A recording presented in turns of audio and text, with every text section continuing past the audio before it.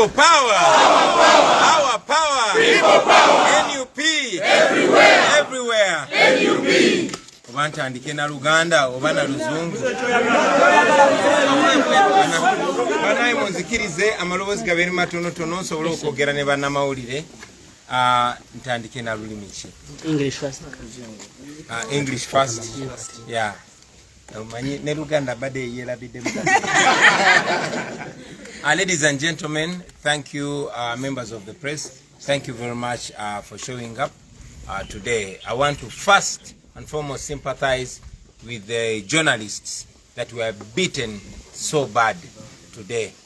That is what we're fighting against, and we hope that in a new Uganda, never again shall journalists be assaulted and humiliated while they're doing their job.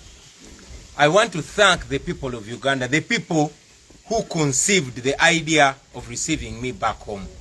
It is amazing. It was not an idea from myself or from the leadership. It's an idea that was generated on social media. I started seeing it and communicated with fellow leaders. We're all asking ourselves, but anyway, because we are people power, we, yielded to the desire of the people, and we announced the day that I was meant to return. I want to thank you very much. All over the country, I've been seeing all people driving to Entebbe to receive me. Those that stood on the roadside to receive me, I thank you very, very much. Today at 10 a.m. I landed at Entebbe Airport aboard Rwanda Air. Unfortunately, like all of you saw, as soon as I landed, goons grabbed me and dragged me, twisted my hands and bundled me into a waiting private car. They drove me to the old airport where they pulled me out and then put me in a military car with many soldiers and police officers. More than 15 people were packed in that car. It was very humiliating. It was very uncomfortable, but I'm glad I reached here. Along the way, we passed very many people, wondering whether I was the one in that car. But of course, some of them who saw the police siren guessed that I was in the car and they were waving to me, although they were not able to see me because the car was tinted. On the road toll, I saw Mayor Mugambe being pulled out of his car. I saw journalists being beaten. I saw our cameraman, Motive Kasaga, beaten so badly. We condemn that, and we know that in a new Uganda, that shall never happen again. Reaching here at home, my security guard opened for us, but he was immediately grabbed by the goons that brought me, together with the police and military. He was beaten so bad, he was undressed, and they squeezed his private purse. We're just going to take him to hospital, and you can speak to him even after here. As we speak right now, I'm officially not in Uganda because I did not go through immigrations. They picked me illegally, like you saw, and as we speak right now, I'm under house arrest because my house is surrounded. Soldiers and police are all over. However, we are strong. We continue to pursue what we've been pursuing all along. In the coming days, we shall address the media and we shall, guide on the way forward. In the meantime, I'm very thankful to the leaders, my fellow leaders, that yielded to the call of the people and welcomed me back home. Thank you very much, ladies and gentlemen. Like I said, in the coming days, we shall be addressing the nation on the way forward. The police have said you have been escorted smoothly here. You're going to ask the questions. Yes. You're going to ask the questions. Because you can be demuruga. Yeah. Yes. More than 300 of our people have been arrested, including leaders. The Honorable Paul Matovu, Charles Matovu, is in custody, and many other leaders, including councillors. We condemn that, and we are going to make sure that we push hard to have those innocent people released. So, Muruganda, basebo ne banyabo.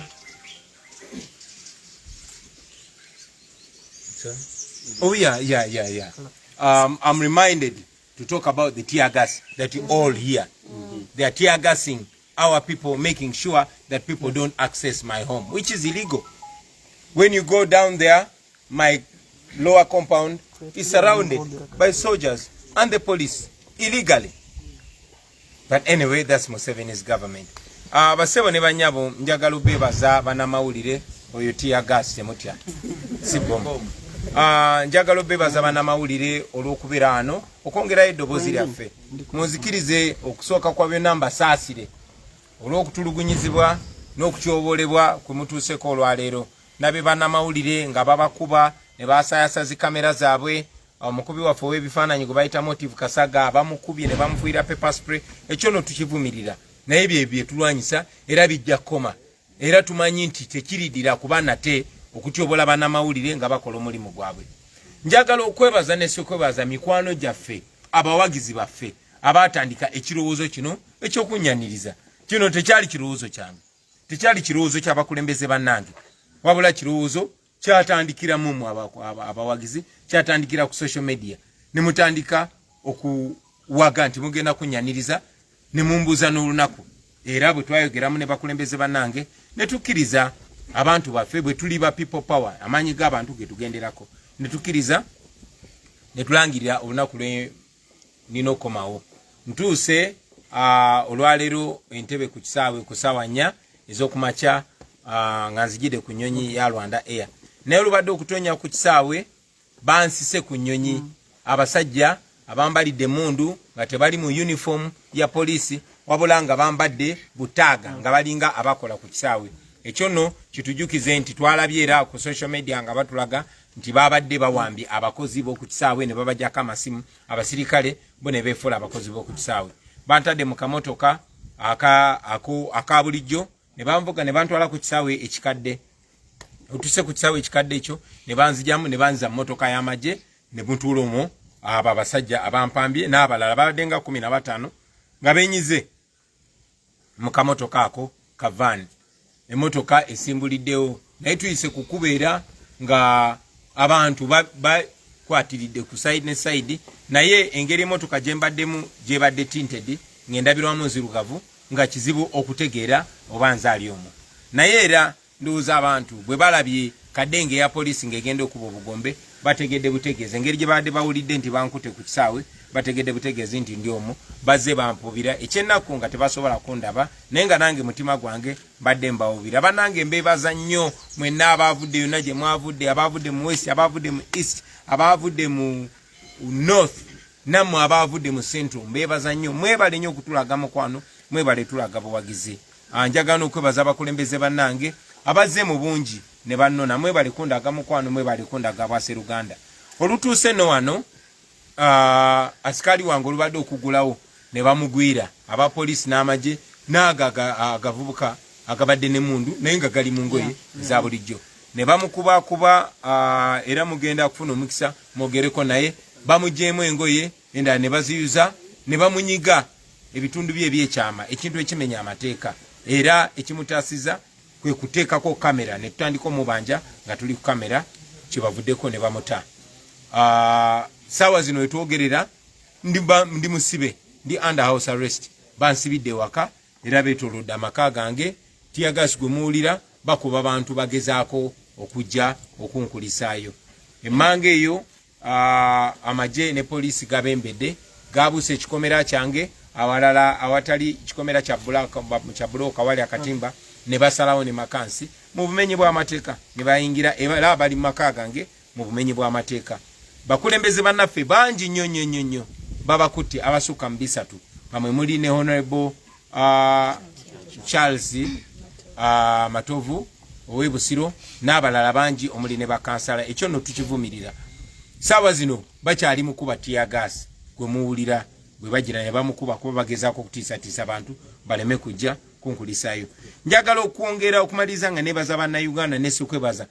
Mwebale nnyo okumanya nti luno si lutalo lwa Kyagulanyi oba bakulembeze banne mu NUP wabula lutalo lwaffe ffenna. Sina NUP yokka naye buli muntu yenna ayagala Uganda eyeeyagaza. Buli muntu yenna ayagala enkyukakyuka no lutalo olwo. Bannayuganda mwebale tukulembera, mwebale kubeerayo, mwebale kulaba kyetaagisa ne mutujukiza ffe abakulembeze. Temujjanga okwo obuvunanyizibwa bwe mulaze ku mulundi guno nsaba mubulagene ku bintu ebirala nafa abakulembeze olumu bwe tubanga ababongose mutuzuukuse kubanga tukolera mmwe era bitukola bikiikirira mmwe mwebale nnyo mwebale ddala basebo ne banyabo ku lwa Katonda n'ensi yange.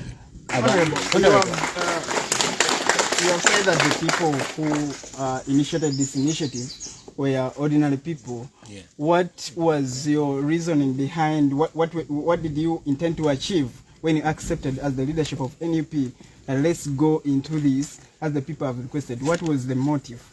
We didn't go into anything.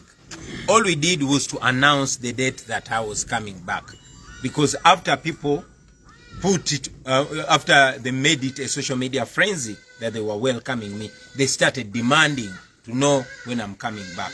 So for avoidance of any doubt, to give them clarity so that they don't camp at the airport for a whole week, we decided with my fellow leaders to announce the date that I was to return, and that's exactly what we did. The police has said that it gave you a smooth escort from the airport to your home here, but we know since yesterday there are people who have been arrested. What are your plans as the leadership into this, from what happened since yesterday and up to now, and what do you make of police's statement that it was a smooth ride? Well, when people announced that they were going to welcome us, maybe the police also decided to give us a smooth welcome. Their smooth welcome included arresting more than 300 of our supporters and members. Their smooth welcome included grabbing me from the tarmac, like you saw. Their smooth welcome included denying me my right to travel the way I want and to respect my programs, because I was not supposed to address the media from here. I was supposed to address the media from Kamocha, our current headquarters, which is right now under siege by police and the military. That smooth welcome included beating up my guard and besieging my home. That smooth welcome is still including tear gas, as you can hear, and, putting me under house arrest. We don't thank them for that so-called smooth welcome. We did not ask for that, and we demand that they leave my house immediately. It has been almost 2 weeks since you left Uganda, and the police had banned. Police had banned the rallies that were moving around the country, and it has been almost 2 weeks since it was stopped. And when you went there, what happens when you go outside Uganda on behalf of NUP and on behalf of the cause that you are dealing with in Uganda? First of all, they are scared. They are scared. They are panicking, because they know they are criminals and they know their days are numbered. What do I go to do when I leave the country, when I go outside Uganda? I go to destroy Museveni and his regime. Our daily duty is to make sure we make the fall of Museveni as quick as possible. So we go there to call upon all those people in the West that are supporting Museveni to tell them to stop sponsoring operation here in Uganda. Thank you. Honorable, engeri gye bayisizaamu abantu n'engeri gye bayisizaamu abakulembeze sako n'omukuumadde ne asikali okutwaliza wamu, olowooza singa kino kigenda mu maaso sikagendererako okulabika nti batiisatiisa abantu n'okubakyayo okubagira ekibiina n'okwongera okweraliikirira nti singa mpagira Kyagulanyi bino biyinza okuntuukako? Bamaze emyaka egisukka mu 5 nga bagezaako tutiisatiisa naye tufaanana ng'abatidde. Baatuwamba Arua, basse bannaffe, bampamba ku kisaawe nakomawo okuva Amerika okufuna obujjanjabi. Bannaffe bangi babawambye tetunaba kuddamu balaba. Bannaffe bangi babasse twabaziika. Bannaffe bangi bali mu makomera awatali musango. N'olunaku lwajjo baakutte abasukka mu 3. Tulabika nga abatidde. Kitegeeza tetugenda kutya be batidde. Tugenda genda mu maaso nga bwe nabagambye. Anyway, mu nnaku ezijja tujja kwogerera eggwanga tuwabuulire kiki ekiddako. Mukulembeze ku nsonga obadde ovangayo abantu abanamawulire bamulisa abakola ebibi. Olwaleero tugira okubona abanamawulire abaswika 10 bagemeyiwa bali mu poliisi y'Entebbe. Nsonga ki ekino kiba kiraga ki? Mpegano mbanga nkibakoberayo mwe banamawulire. Aye olwaleero ndoza mukyeboineku. Kineekyo baba. Ndowooza nti mukiboine kyetukobako bulido. Bana basaada bakyamu twenda tukolagane tugemagane twena tubabinge kuba yirwa chonjogezo kyetwagamba bulijjo nti bano bamenyi b'amateeka tewali ali safe mu Uganda, si mukulembeze, si mulimi, si munnamawulire, tewali ali safe nga tukulemberwa abamenyi b'amateeka bano. Yes. Police government ekuwadde entambula okuva ku airport ne kutuusa wano ewaka era oli mirembe, ekyo kyogerako ki? Well, police okuva jjo yakuta abantu bafa basuka ebisatu. Police empampambye, police n'amagye nga bakozesa abavubuka abatambadde byambalo sosobola gamba nti bapoliisi oba bamagye, you know, ne bamulabye enkwata gye bankute, mulabye bakubye bannamawulire, bwe batuuse wano ne bakuba omukumi wange ne bamwambulamu engoye ne bamunyiga obusajja n'ebirala ebifaanana bwe bityo. Kati bwe kibayita okwaniriza okulungi, nsaba bategeeza nti saabasabye kunnyaniriza era sikwagala era ne wano baveewo kubanga bajjudde eri wansi. Pozi n'ekirala wambuziza. Let me first answer it in English. You asked me among the things, what do we do when we go outside Uganda? Among other things, this time around, we've been pushing a film, a documentary film that shows the atrocities that Museveni and his regime have committed on the people of Uganda. It is premiering today on Hulu and Disney. It's called Bobi Wine, the People's President. Look out for it. Kanchogere ekyo mu Luganda nga nenkuba tenatonya. Ante mikisa bannaye twebaze Katonda. Njagala obategeeza nti mu bye tubadde tukola, tubadde tuli mu kulaga ensi yonna. Firimu nga siyinza nnyo wabula twabikwata nga bwe tuze nga tubagamba nti kamera yo kyekyokulwanyisa ekisinga amaanyi. Twakozesa kamera zaffe ne tukwata ebikolobero byonna Museveni byazaakola ku bannayuganda, era firimu eyo eri ku lutimbe olw'ensi yonna. Olunaku lwa leero ku ssaawa 11 egenda kwanjulwa ku Disney ne ku Hulu, nsaba mugende mugirabe. N'obugambo obwo, ku Netflix ne ku Hulu, nsaba mugirabe, ate abagirabye ogitambuze. Mwebale nnyo, mwebalire ddala. Mu nnaku ezitali zawala, mu nnaku ntono nnyo, lumu bbiri, tugenda kwogerako eri eggwanga tubabulire ekiddako. Mwebale nnyo, mwebalire ddala. Ndowooza ne bwe tukola.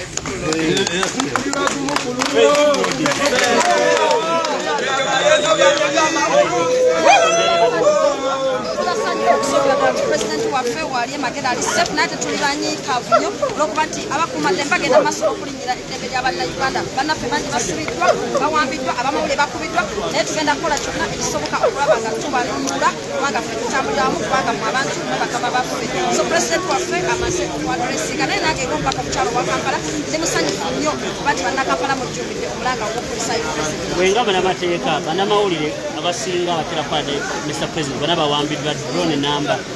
Songa kijogendo tandikirako essaawa nga balinde. Ensonga gye tutandikirako era eyo yennyini yakugenda kununula bannaffe kulaba misango ki gye bakwasizza kubanga tukimanyi nti bakwatiddwa olwokuba badde bakola omulimu gwabwe. So tulina okubabeererawo okulaba nga tulwanira amazima n'obwenkanya ne babeera nga bateekwa. Yes, ebigambo bya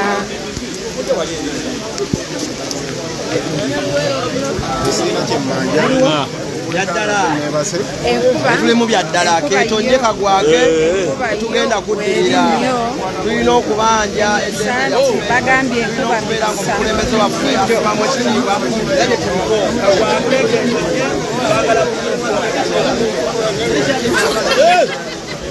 Yes, aliko Tika Media nenda kuba nga nkwelekereza. See you guys.